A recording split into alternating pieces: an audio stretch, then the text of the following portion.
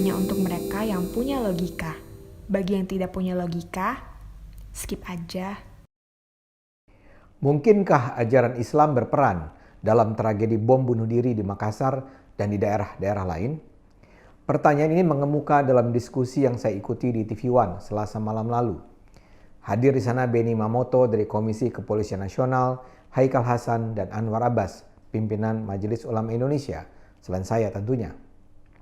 Dalam diskusi terasa sekali bahwa Haikal Hasan berusaha mati-matian menunjukkan bahwa agama tidak bisa disalahkan dalam kasus terorisme ini.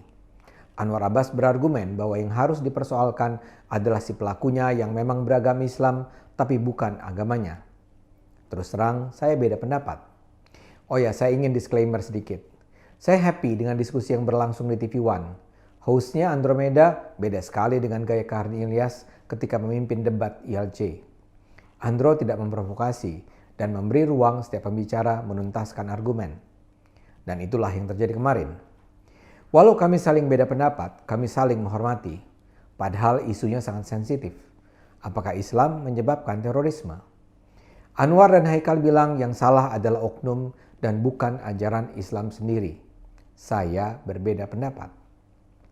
Saya sendiri beragama Islam, saya Muslim dan saya tidak percaya agama saya itu mengajarkan saya untuk membunuhi orang yang berbeda pendapat dengan saya.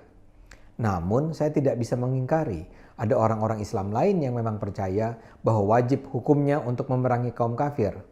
Dan kaum kafir itu berarti mereka yang menentang hukum Allah.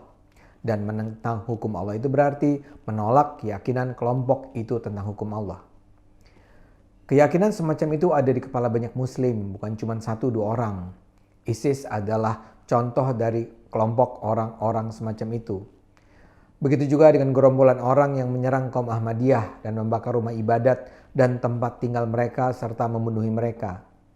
Keyakinan semacam itu pula yang saya yakini ada di kepala sepasang pengantin baru yang memilih meledakkan tubuh mereka di depan gereja Makassar.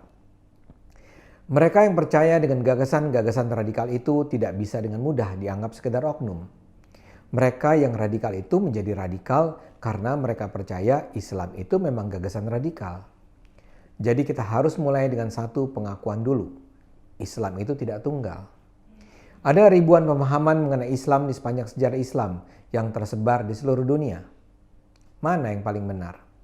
Sebagai manusia biasa yang jauh dari sempurna, kita harus mengatakan, kita nggak tahu. Kalau Islam itu memang datang dari Allah, ya hanya Allah lah yang bisa tahu mana sebenarnya Islam yang paling benar. Dan setelah mengatakan itu pun, kita juga mengakui bahwa jangan-jangan memang tidak ada satu Islam yang benar. Jangan-jangan keragaman itu adalah hal yang memang diakui Allah. Sebagaimana juga dengan agama. Manakah agama yang paling benar? Kita nggak tahu. Jangan-jangan jalan menuju surga itu bukan satu, tapi banyak. Jangan-jangan memang Allah, Tuhanlah yang menciptakan beragam agama. Karena itu kita sebagai manusia tidak pernah bisa mengklaim ada agama yang lebih benar dari yang lain. Atau ada satu versi Islam yang lebih benar dari yang lain. Islam tidak tunggal, agama tidak tunggal.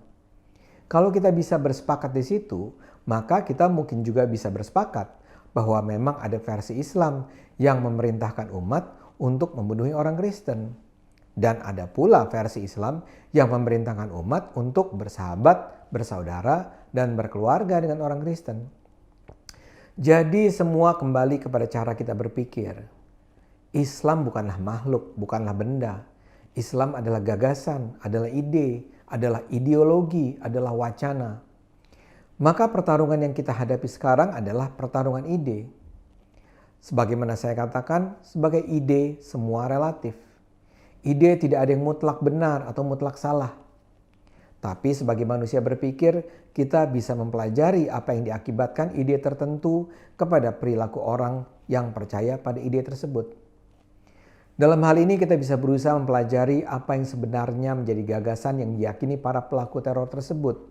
Sehingga mereka misalnya bersedia untuk mengorbankan nyawa mereka dan membunuhi warga yang sedang akan beribadat di gereja. Tindakan bom bunuh diri itu bukanlah tindakan yang datang begitu saja karena wangsit yang datang tiba-tiba. Gagasan untuk bersedia mati dengan meledakkan tubuh adalah gagasan yang diajarkan melalui proses tertentu oleh orang tertentu. Dan gagasan tersebut pasti dianggap oleh si pelaku sebagai gagasan yang sedemikian luhur sehingga dia bersedia mati untuk gagasan itu. Dan apa yang kurang luhur dari ajaran agama yang bisa membuat orang melakukan hal-hal yang sedemikian menakutkan?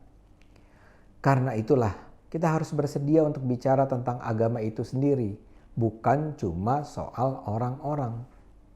Kalau kita menganggap terorisme atau kekerasan atas nama agama ini adalah sekedar perilaku orang-orang tertentu, maka pusat perhatian kita hanyalah pada orang. Seolah mereka yang radikal itu memiliki sesuatu, mungkin penyakit kejiwaan dalam diri mereka yang menyebabkan mereka berbeda dengan kebanyakan orang normal lainnya yang bisa dengan tega melakukan tindakan kekerasan yang bahkan sampai mengorbankan nyawa. Jadi sumber masalah ada pada orang. Kalau begitu, kalau orang-orang itu ditangkap, dipenjara, dibubarkan organisasinya, dibersihkan otaknya, persoalan selesai. Itu yang saya tidak setujui. Orang memang perlu ditindak tegas, tapi yang terpenting adalah memerangi gagasan yang membentuk orang-orang radikal itu.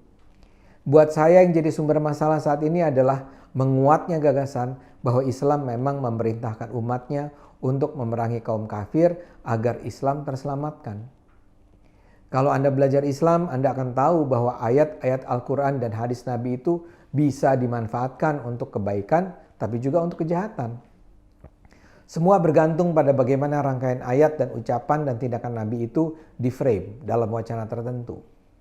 Ingat kasus Ahok pada 2016? Hanya karena satu ayat Al-Quran, ratusan ribu orang turun ke jalan untuk mengatakan Ahok harus diturunkan, dipenjarakan, atau bahkan dibunuh. Begitu juga pemerkosaan brutal yang dilakukan prajurit ISIS terjadi karena mereka menggunakan ayat Al-Quran yang membenarkan pasukan Islam meniduri perempuan-perempuan tawanan perang. Dalam kasus bom bunuh diri di Makassar, para pelaku melakukannya karena percaya bahwa umat Islam memang harus melawan kezaliman musuh-musuh Islam, kalau perlu dengan mengorbankan nyawa. Yang saya mau bilang dengan contoh-contoh ini adalah ajaran Islam jelas berperan dalam rangkaian kejahatan kemanusiaan ini. Memang bukan ajaran Islam sebagaimana yang diyakini saya, atau mungkin Haikal Hasan, atau Anwar Abbas, atau Benny Mamoto. Tapi ajaran Islam yang terus disebarkan, dikembangkan, ditanamkan oleh kalangan yang memang percaya bahwa Islam sesungguhnya memang memerintahkan umat Islam untuk menegakkan jalan Allah dengan memerangi musuh-musuh Islam termasuk umat Kristen. Wacana Islam itulah yang harus dilawan, ditolak, dibasmi.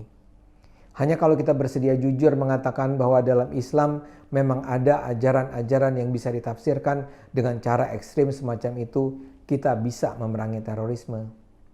Tanpa mengakui kenyataan pahit itu, kita tidak akan pernah bisa memerangi terorisme, ekstremisme. Mari terus gunakan akal sehat, karena hanya kalau kita gunakan akal sehat, bangsa ini akan selamat.